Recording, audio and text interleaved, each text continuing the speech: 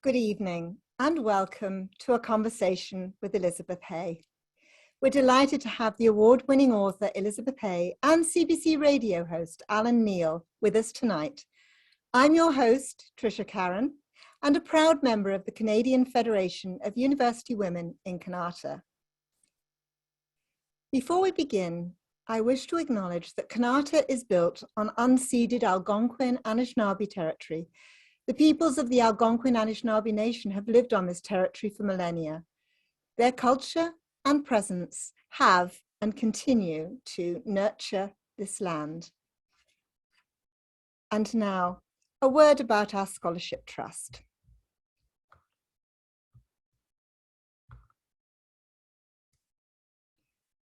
As I said, my name is Tricia Karen from the Canadian Federation of University Women Kanata, which was established in 1994 by a group of women passionate about education and committed to make a positive impact on the lives of students and on society at large.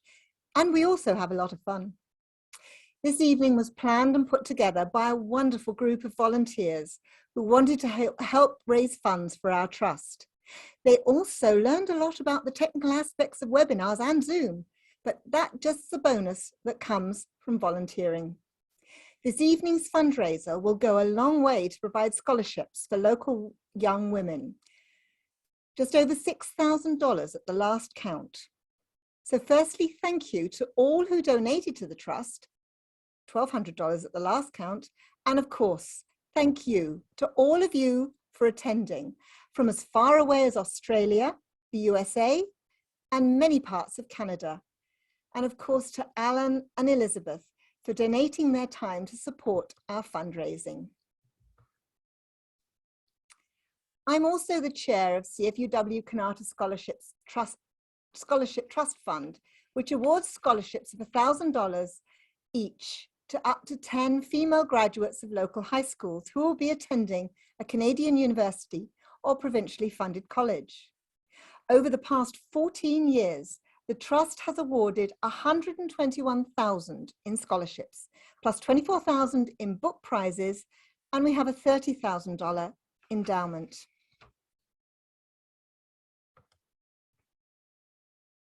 The awards that we offer require a student with good academic standing who's confident of being successful in their area of study.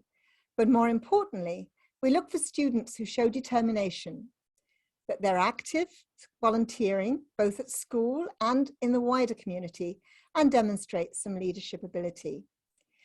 Here are the most recent recipients of our awards. Hanan Kandar from A.Y. Jackson Secondary School, Amani Mambu from All Saints High School, Anosha Waka from Earl of March Secondary School, Emily Osva from École Secondaire Paul Desmarais, Chloe Davidson from Frederick Banting Alternate School, Gazelle Al-Saleh from Holy Trinity Catholic High School, Sarah DeCressy from Sacred Heart High School, Amal Abed from South Carlton Secondary School, and Autumn McCluskey from West Carlton Secondary School. So many congratulations to our most recent Scholarship Award winners. In 2019, CFUWKanata celebrated its centenary, and CFUWKanata raised an extra $5,000 to provide scholarships to postgraduate Indigenous students, as well as our regular scholarships.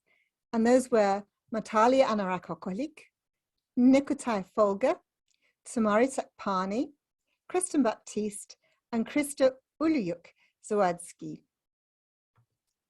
Also in 2019, we received a bequest from the will of one of our members, providing enough money for an endowment at Carleton University. Anne-Marie Dallaire Sarazan's bequest of $30,000 will provide an annual award in perpetuity. The first recipient is Noah Rodemar, who received $2,000. I would now like to acknowledge and thank our sponsors. These are individuals and companies in Kanata who recognize the importance of post-secondary education for women and have generously sponsored this event. Contact information for all of our sponsors appear on the CFUWKanata website, and I strongly encourage you to find out more about them. Once again, Joan Smith has agreed to be the gold sponsor for this CFUWKanata fundraising event. The Joan Smith real estate family live and work in Kanata, helping clients sell and buy homes in every neighborhood of West Ottawa.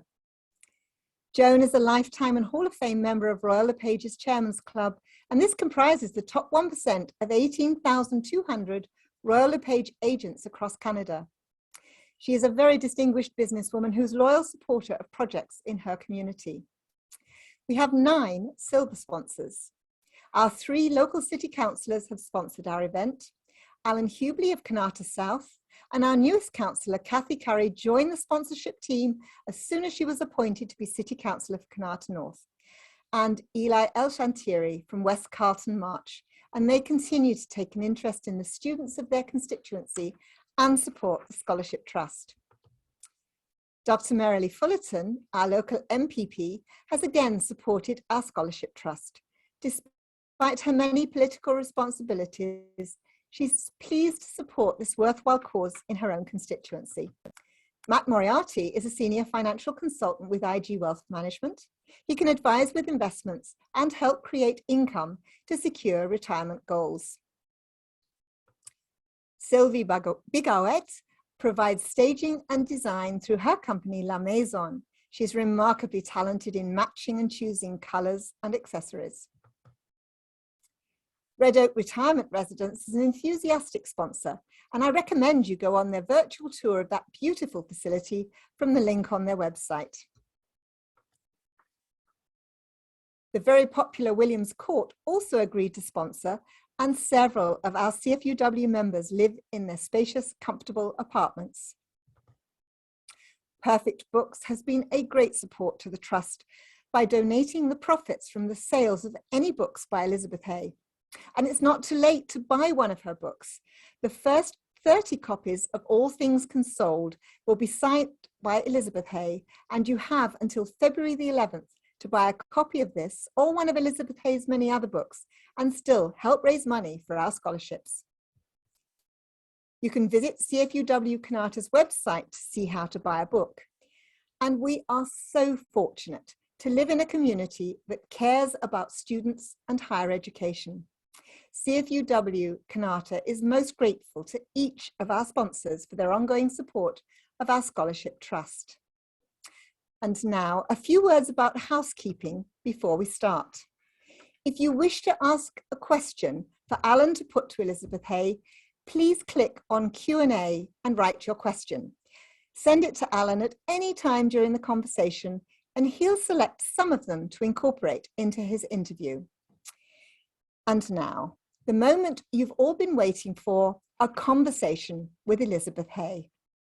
It gives me great pleasure to introduce Alan Neal, who will in turn introduce Elizabeth Hay.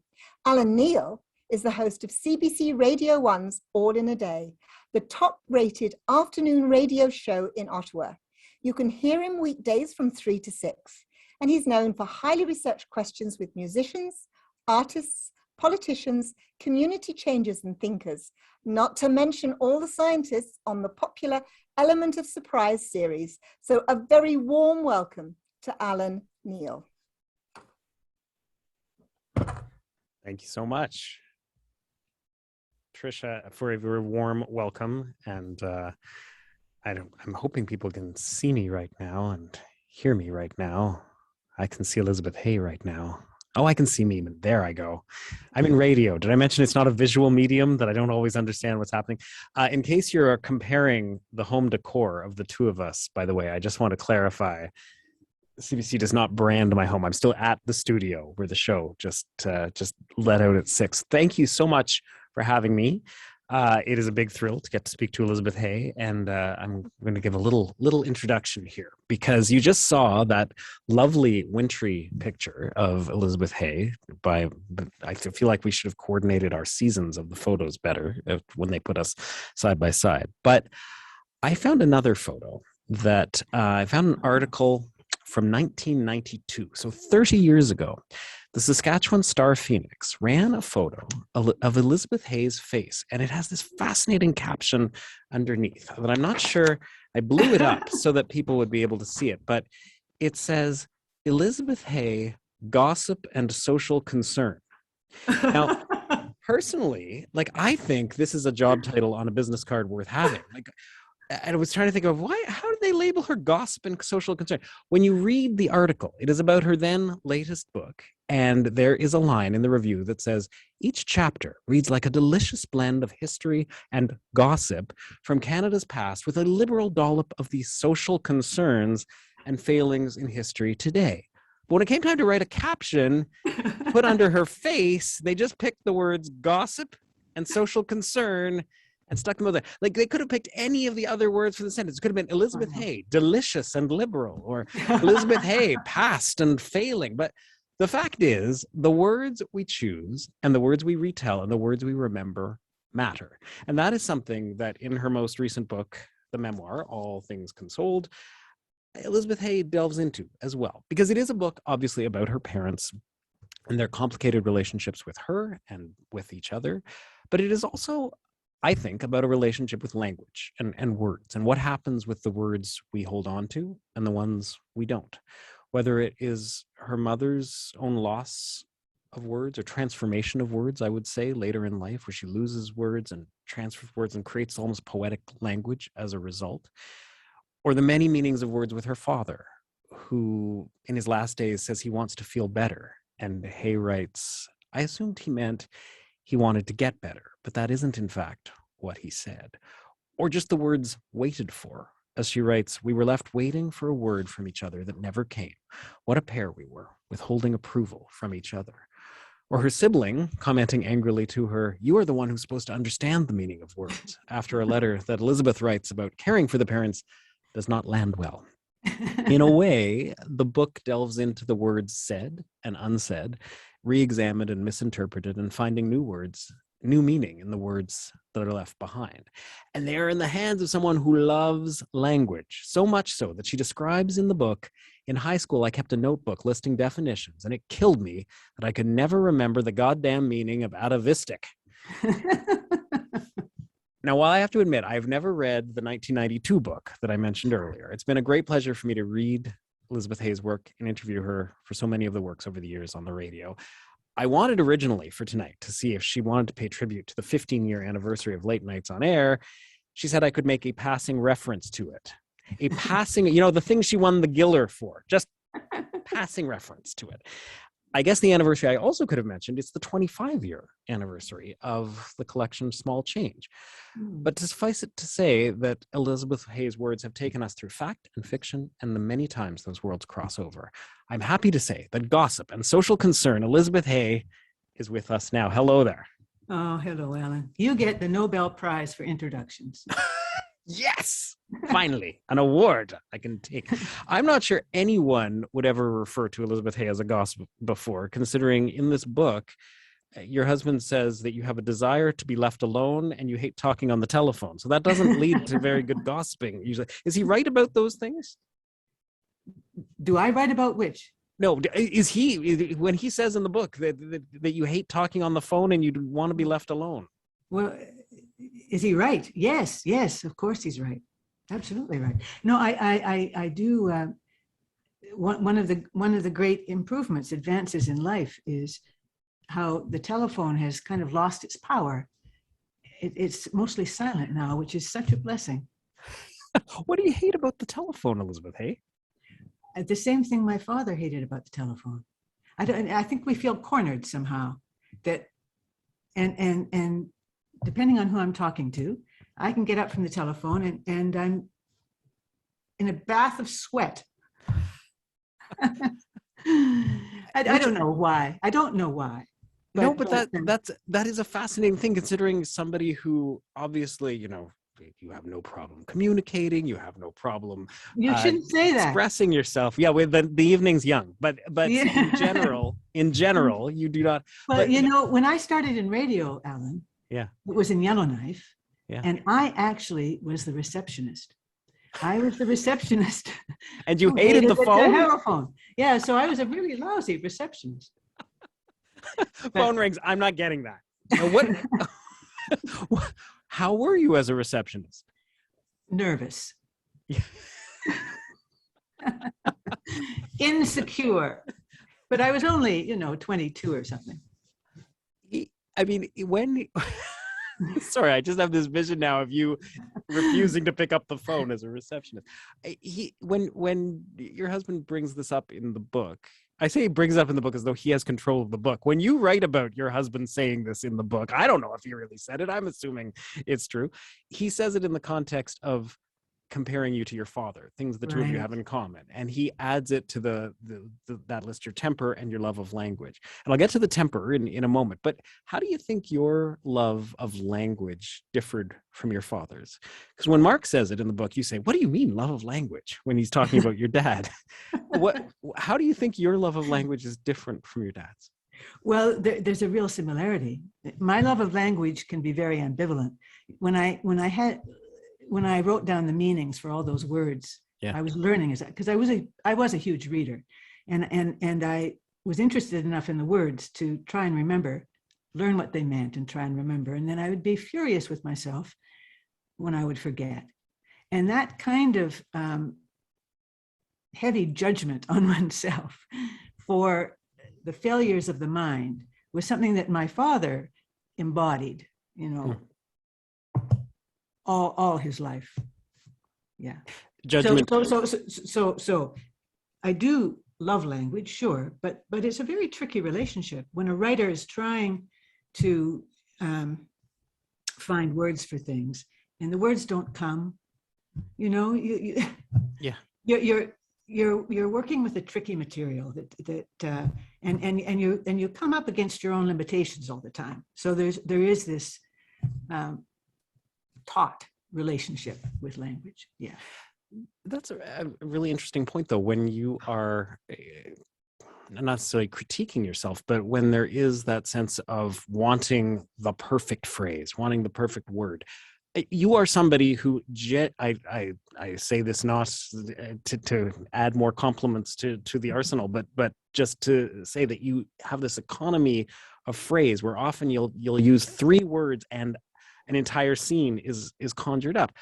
But are you beating yourself up to get there? Like, do you start with 40 words and you start peeling away, or how does it? There is a tremendous amount of revision. Yeah.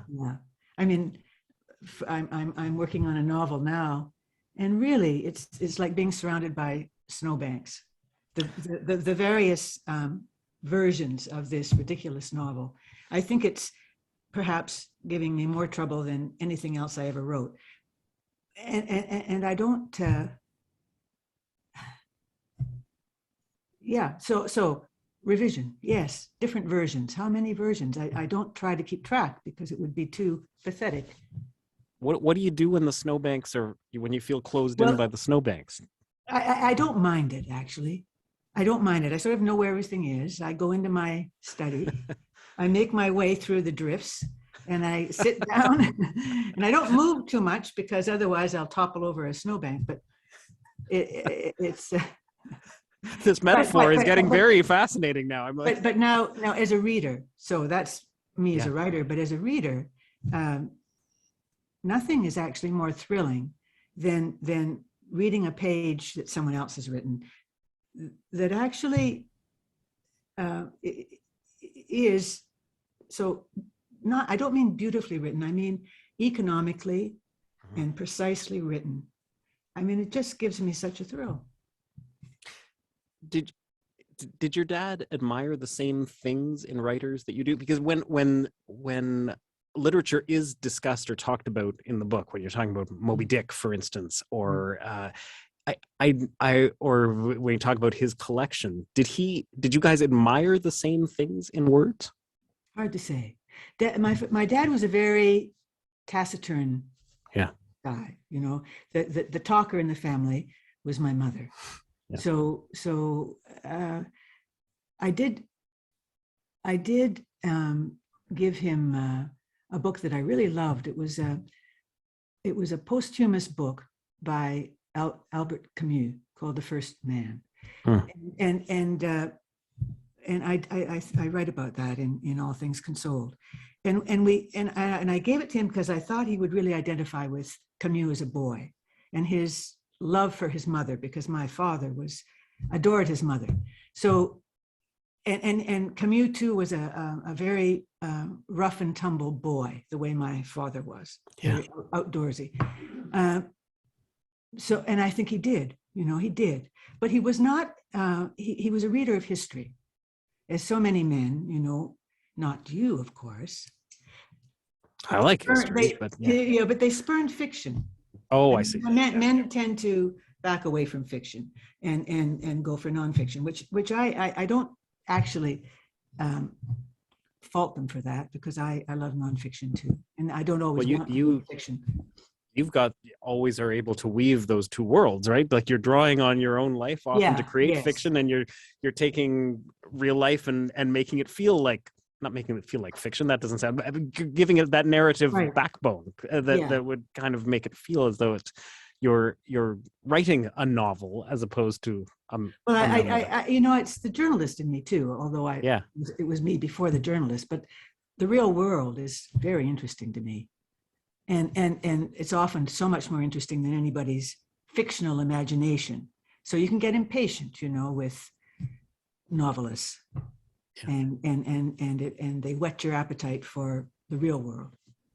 What I find always particularly intriguing about the way you write is that you can convey an outdoor scene with the same passion that you will get inside somebody's brain. Like I will feel like I am both in the room you've just described and in the brain or heart that you've just described as well. There's a line where you say, it's curious the way anger dissipates, like opening an orange. The segments come apart, there's broken flesh and too much juice, and it's simply easier to wash your hands. I have to work right now to remember what kept me awake so many nights. This is when you're talking about the anger towards your parents. Yes. The more I write, the more benign my parents become. And I wondered if you could talk a little bit about that, just that line where you say, I have to work right now to remember what kept me awake so many nights. How do you do that work? How do you work at remembering? Well, I have notebooks. So first of all, I keep notebooks, and I have for many years. And it's not that I write down everything that happens during the day. In fact, quite often days go by when I don't make an entry. But when things are going well, I write a lot in those notebooks, and then I can go back, and I'm back in that moment.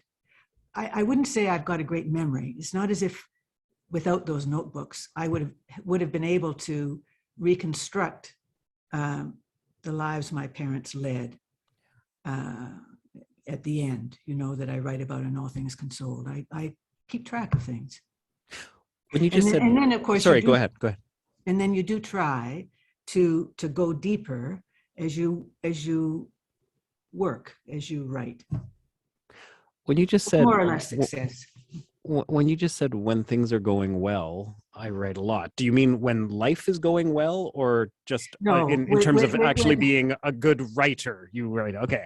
So no, I mean when the brain is ticking over, Alan. Yes. As opposed to half dead. Understood. There's another moment. When you're talking about how memories open up to you, and there's a line in the book where you talk about a scene blossoming in front of you. It's in the middle of very harrowing description of what you've been through when you talk about your father's anger in the book and how memories come back to you. But there is a point where he threw your brother against a radiator, split his head open, and your brother says he remembered coming to on the bathroom floor, Mom's face hovering over him, and hearing her say, "Oh, Gord, my brother caught her stricken tone perfectly, and she blossomed in front of me." The whole scene did. Have you, over the course of writing the book, have you figured out what sometimes made memories blossom? What would make a scene? Because you just said a moment ago that needed to dig deeper, past the notebooks, past the writing. But what will cause that blossoming to happen? What causes that memory to go from something, a line on the page, to really reconjuring the scene? Mm-hmm. Well,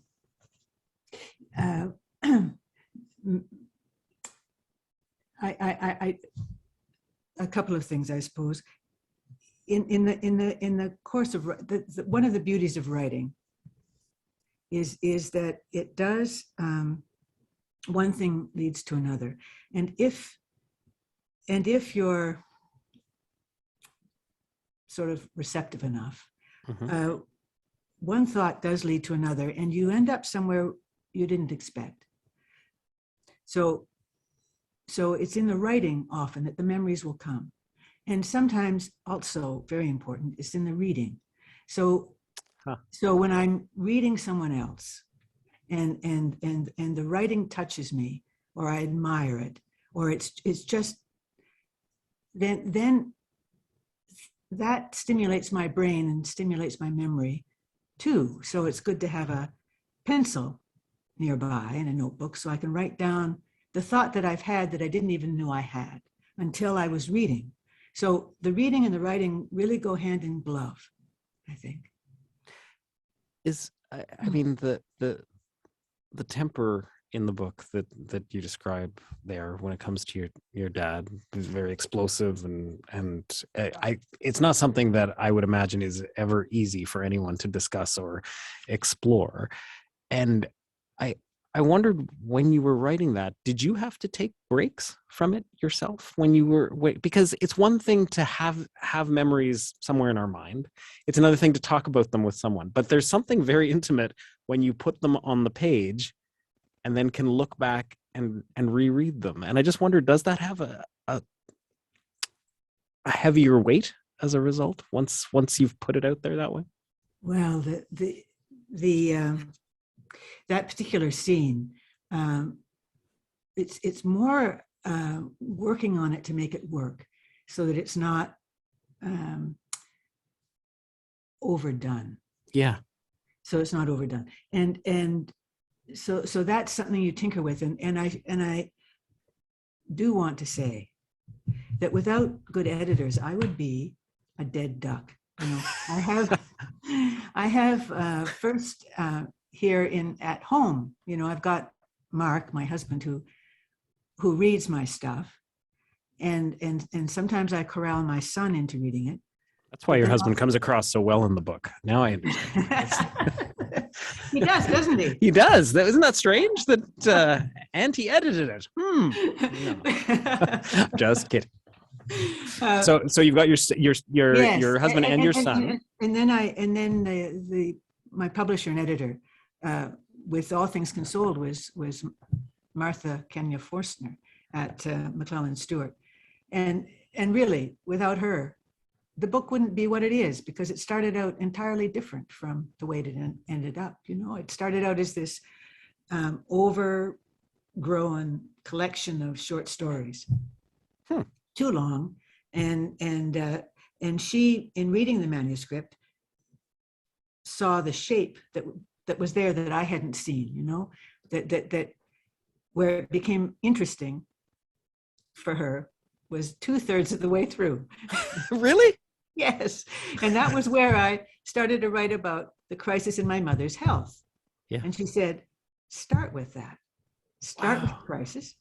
Then the arc of the story is mortality, and everything else you've got will either work its way in or can fall away. And so a lot of it did fall away, but you know, it's just the greatest gift an editor can give you is the shape of the book, which I couldn't find myself. You know, and in a way, when you're weaving your way through your life, it's your life. It's not like you can't suddenly, you know what, you only need 2 siblings. Like, it's not like you can like get rid of characters or but you can change the focus, I understand. But that, I don't know if it's easier to let somebody in to pare away things, or if it's harder because you have a personal stake.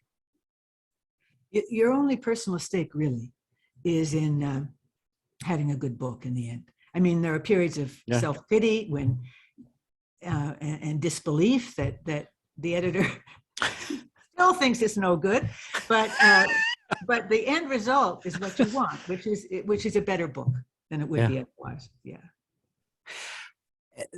there, you're in that section where you're talking about anger. You talk about your own temper, and in fact, your excellent editor husband says that you have a temper, and you talk about your own kids, and you say something changed when I had children myself. Then I met my own awful appetite for punishment. I was appalled at myself, appalled at him, your father, and me. During one of my visits to London, I yanked 2-year-old Sochi's hand away, dirty with food. When she put it on my shoulder, she burst into tears. The same thing happened when she grabbed my braid. I could have thrown her against the wall, I said to my father, playing up to him, implying we were cut from the same cloth and understood each other. Don't worry about it. Unless you throw her against the wall, then you'll have to worry. And the two of you have this kind of guarded dance around the subject. What when it's one thing to be talking about your parents, did you need to talk to your kids about talking about a scene like that? No, you know, when I don't ask permission, you know. Yeah. I try to write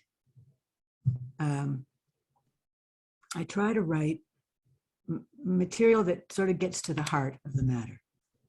And so I didn't show this manuscript to my siblings, for instance. I wondered about that too. Yeah, Yeah. I thought, so what I did do, of course, was wait until my parents had died. Right. Then I could write about my father's anger. And I really couldn't do that I couldn't do that when he was alive. It would have been too painful. Maybe even more painful for my mother than for him. Mom. Yeah. So I think you need to write. A writer needs to write what they need to write, and they have to do it in the privacy of their room. Or at least, let's just say I do. Mm-hmm. And then you do give it to people to read, but it's not. So I'm getting too far away from your question, which was, did I show that to my kids to make sure it was all right? No, and I didn't. So in the case of my siblings, what I did with this book was warn them that I was writing it. And then, you know, I would ask questions too, to make sure that my memories coincided with theirs, or didn't coincide, or if I couldn't remember something, ask. And then, you know, I sent them a copy of the book. And there was really only, I thought my oldest brother and my sister would take it in stride, and indeed they did. And then what I was worried about was my other brother, Al. Yeah. who was very close. Yeah. Oh golly, who you know, complicated relationship, but he was very close to my dad. So I worried a lot about his reaction to this book, and so when I sent it to him, I in a letter I said, you know, don't feel you have to read this book, but if you do read it, please read it to the end. And happily, all of my siblings are still talking to me. You know, I mean, we're that is a good sign. That is a good sign. Yeah. I mean, I would argue that you would probably they come across pretty fairly in it, and certainly too fairly. I was too fair. Too fairly. Well, that's because of the editor. They came in. They made. Is Elizabeth Hay a tough character to capture, though, in terms of, like, you live with her all the time, so you know her, but in terms of actually putting her, when you start peeling away that orange with all the juice and so on, when the juice is you, is it hard to hold that up to the light sometimes and say, did I get me right? I don't worry about that, Alan. What all I worry about is if there's too much of me or too little. Is the story working or not, you know? Yeah. Is it? Yeah. And the other thing is, I can get sick of writing about myself. So then that can be an issue. There's when you talk about your mom, And it's interesting what you just said about the snowbanks and wanting to no phones and the cocooning, because I was just thinking about your mom, where she, when you guys are in the middle of an argument and she says, I want to be in my studio where nobody bothers me. Yeah. That is that a link between the two of you? That Sure. is that, because she seems very gregarious, very wanting to talk and very social and so on, but it sounds like she needed an escape as well. Well, it wasn't an escape. It was an entry into her real life. I mean, Right. her Sorry, real yes. life is in the studio, and yes, she could be there, and nobody. That's where she was at home. That was her home. That studio, which was one of the great tragedies at the end, of course, that she lost the studio and lost her ability to paint, and my dad, who was so attached to their house, lost that, and lost the car. He was a terrific driver, and then he had to rub salt in the wound. He ended up in Ottawa, of all places, which was where my mother. My mother's from the Ottawa Valley, and the big sort of mythology in the family was that he had rescued her from the backwoods. And where does he end up? In the Ottawa Valley. It's just that idea of rescuing and escape, and in a way the return to Ottawa. There's a line that you have, and I'm hoping I'm going to be able to find it here, but where you say, even now, found it. Wow, look at that. Even now, whenever I pass the retirement residence, I look up at its facade and I think, you escaped, Mom, and so have I. And I wondered if you could talk a little bit about that concept of escape, what it means for her and for you, because escape is an interesting way of thinking about it. In that particular context, she escaped her. There's a moment when she says of herself that she's just crippled and stupid lying in bed, or words to that effect. Mm-hmm. And she, not that this is ever simple, but she would often say, it's time for us to go. Why can't I go? Stop being a burden. So that escape, when finally she did die, sort of rescued by pneumonia, the old person's friend, that was her escape. She escaped from where she ended up, which was in the locked unit of a memory ward. And then I escaped from looking after her and from the pain of her being there. Yeah. There's so many ways in which your relationship in the book, whether it's the food, the threat of food and the need to control it that runs through the book, and that relationship with your mother, or the wonderful ways in which language sort of springs up, and you discover how she's almost creating a new language around, but by replacing certain words, by not being able to remember them. But there's another point, and I have to say this has been a bit of a gift for me to be able to reread the book, because there are certain ones that are burned in my brain from the last time when I read it 3 years ago, and then there were moments that just sort of come back, where there's one point when you find a rejection letter that your mother had received. She gives it to you as scrap paper. And you have the wonderful line, I had been writing on the back of her disappointment, even rejection she saved. Which, 2 sentences, Elizabeth Hay, you get, there's a lot packed into those 2 sentences. Yeah. How differently do you think the two of you handled rejection or disappointment? Where would you say the personality split was there when it comes to rejection, disappointment? Not much different. Not much different. I remember, this has happened many years ago. We were in the living room in London, Ontario, and I would have probably been in my 30s, and then my sister, 5 years younger, and my mother. And my sister was trying to find work as a musician. She plays clarinet, classical clarinet, auditioning for all of these jobs and not getting them. And I was sending in all of these, whatever, gathering all these rejection slips from things. and my mother would, trying to get exhibitions for her art. And she was just sitting there and her eyes were closed and she said, I just wish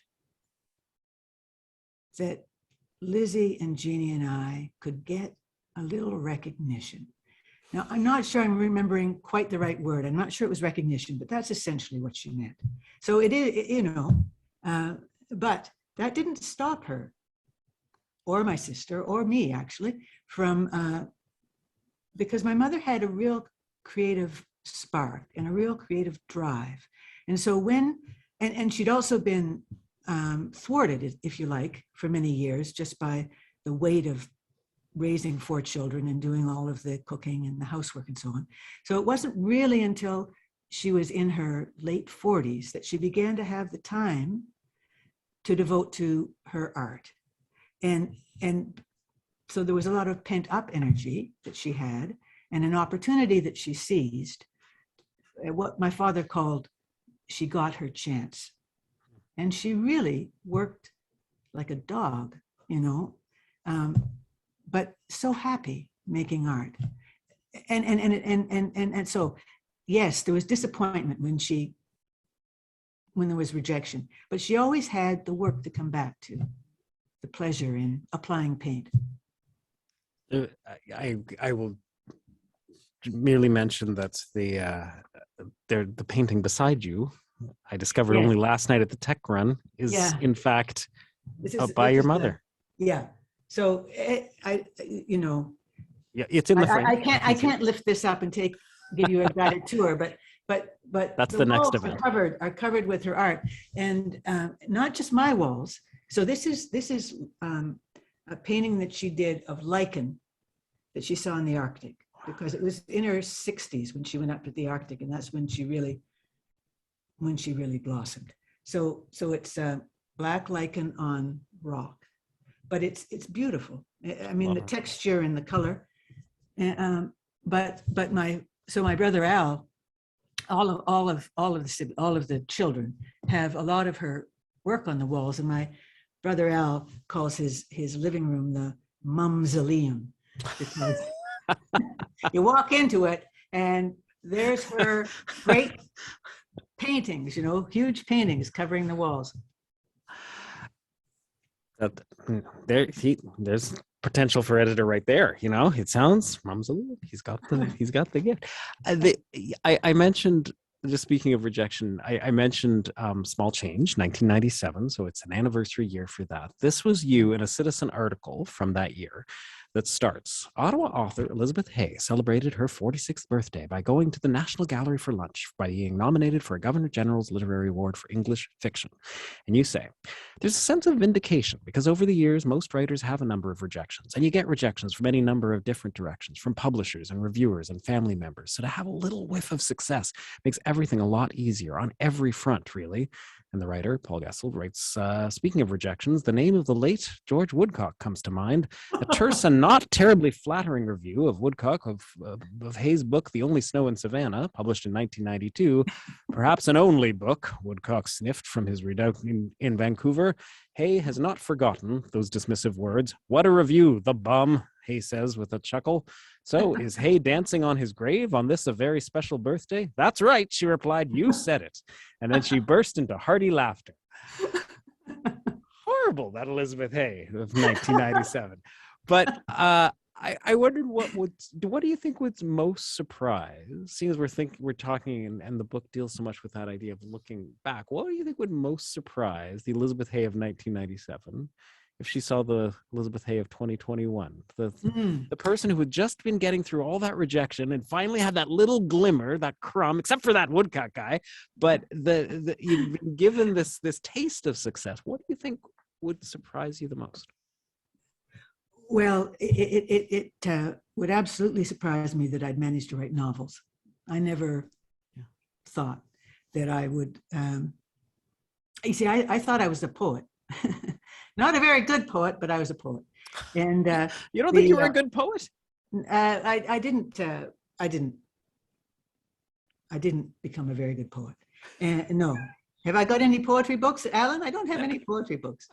And I was always really drawn to stories anyway. But I would write these stories that weren't really stories. That's what the rejection letters would say. So with Small Change, I made a real effort to try and write stories that would, you know, and a few of the ones in Small Change, I think, could be called, yes, this is actually a story. So I didn't think I would ever write novels. So that's a big surprise. It ties into a question that Mary in the audience asked. She said, I was very emotional reading parts of your book. It must have been so much more emotional for you. Did you ever consider writing the story through fictional characters? I don't know if it makes it, did you debate about that? Because it's interesting, Small Change, seeing as we're talking about that, and I only learned this in the interview that we did 3 years ago, but that in fact, that was a book your mother was very unhappy about because it conveyed the scenes of your father through fictional characters, right? So well, there was one story, yes. One moment, yeah, where, yeah.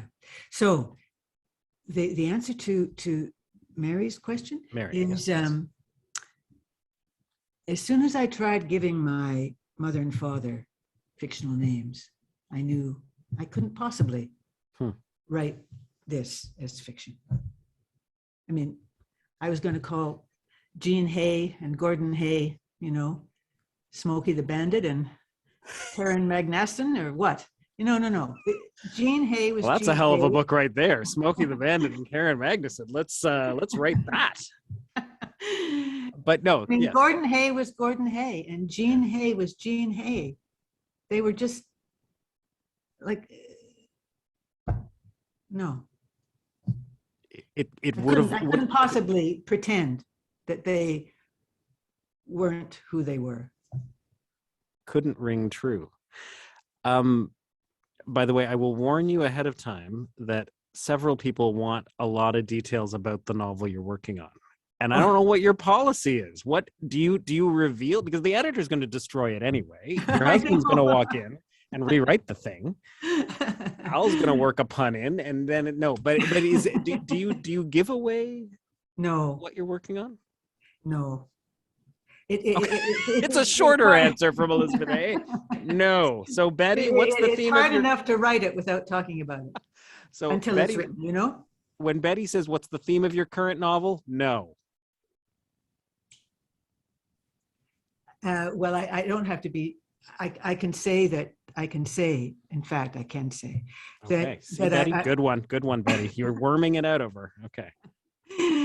That the previous novel I wrote was called His Whole Life, and it ends in 2000. And this novel begins in 2008, and it picks up some of the characters who were in his whole life. In particular, an older actor by the name of Lulu Blake. Yeah. Right. That's exciting. That is a fantastic way to go. Yeah, well, we'll see. Yeah, I mean, it may not be about him at all. It may not be about Lulu at all in the long run, right? Like it could. Oh, totally it will. change. Or Oh, this is the temper. See, this is what's going to happen. The editor could come in and say he wants to change it. She wants to change it, and nope. There is a line in the book that I loved, and it sort of leapt out at me the second time reading it through, where it says, "The face of memory is less reliable than the knees." And it's interesting. I just realized how often in the book things come back to the knees. The strep bacteria that entered your mom through the lungs traveled to her knee, where it's started gathering there and going to town, as you put it. There's this question at one point about whether the doctors are going to install an artificial knee. You describe your dad's purple splotchy knees towards the end, or his angrily getting down on his knees to deal with the card table against his will. There's this beautiful scene where you have your mother's knees tucked up to make room for your brother when he's reading Potluck Pogo to her, and that the knees, the making space for someone. And you talk about feeling not so much in your feet as in your knees, the rising of panic, slight but unmistakable, as you put it. That you pay a lot of attention to those kinds of details on a joint there, Elizabeth Hay. And I'll tell you, just to pick up two threads. So when Small Change got nominated for the Governor General's Award, well, yes, I'll just finish this. When it got nominated for the Governor General's Award, it was a phone call, and I took the phone call, and the emotion was all in my knees. I could barely stand, Huh. Yeah. So, and that, what you were quoting from was a return to England, London, where I went to school for a year, and the route I would follow from Belsize Park up to Haverstock Hill or something, and it's not that my brain was so. I mean, I did remember a lot, but it was making that walk and feeling the ship, because the sidewalk seemed to have the same terrain as it had when I was 15. So again, the memory came through your legs, if you like, or your knees. Yeah. It's physical, right? It's a very physical, in the body sort of. It's just fascinating that's where it can live. Like people talk about muscle memory in a very different way, but in that way, that weird way that the memory or emotion is stored in your knees. Like it's fascinating. Well, it appears there anyway. Well, shaky knees. It's not so. It's not so fascinating? You're telling me it's not that interesting? Alan, you've dwelled on something quite boring, in fact. No, I do find it interesting, Alan. I really do. You know what? I have a question to ask you, but I'm going to get another one in from the audience here. Andrew, who's saying, Elizabeth spoke of the value of a good editor. I get the impression some authors write longer and less focused books as their success grows. How do you maintain editors who speak truth to your growing power? Well, Andrew, the trouble is the power is diminishing, not growing. I mean, it's a good question, but I'm not. I heard Margaret Atwood say that the only person who will give her an honest reaction to her manuscripts is her daughter. So people are really quite honest with me, and so I get told when something, and in a helpful way, that for instance with this new novel, Martha, who was a tremendous editor and did a wonderful. She was wonderful to work with All Things Consoled. She actually, the last time we spoke on the phone, she said, "I was thinking of your mother when in All Things Consoled, when your mother said, 'Words resist me.' And then Martha said, 'Your characters resist me.'" So then I know I have a lot of work to do. Oh. Yeah, you don't have the power. Sandra says, early in the book, you were with your mother, and she said, in every family, someone has to set the tone. Was this you, or why did she say this? No, this was her. My mother was saying, I think somewhere along the line, she, and maybe I don't, when I was a kid, my father ruled the roost, right? I mean, but maybe even then, she was trying to set a different tone, a less aggressive, less rigid, angry, explosive tone, and that, so that in any family, and so she was the counterpoint to my father there, trying to set the tone, a different tone. Yeah. I know that the time is ticking towards its end, but I spoke of there's two other anniversaries to deal with here, because 2007, as I mentioned, Late Nights on Air. There is a scene also in this book where it's set in 2007, and I find it a fascinating structure in this section of the book, because you are really talking about your dog, Jet, of your teen years, who your family has to leave behind when you move to England for a year. But you choose to tell the story starting with going to meet another couple for dinner at an Indian restaurant in 2007. And you weave it into the idea of nervousness and how you tell stories, because you end up telling the story to the reader of Jet through telling the story to this couple in the Indian restaurant. You say, this is how under force of uncomfortable circumstances, you begin to talk and get carried away, only to arrive at the understory, the unexpected underlying story, and your feet hit ground, feet again, knees, feet hit ground, real ground, and you pause. What was the inspiration for weaving the story through that Indian restaurant couple? Well, because it happened, Alan. Yeah, but you just said you get rid of half of what happens. What makes that key that to was telling good, the story? because it was actually key. It was key to me. That's what you try to do in a story, actually, or what I try to do is hit something real, yeah, and surprising, and it just so without intending to, right? Without intending to, I discovered a story, and it was like hitting real ground. You have firm. You're not dangling in the air trying to find a story.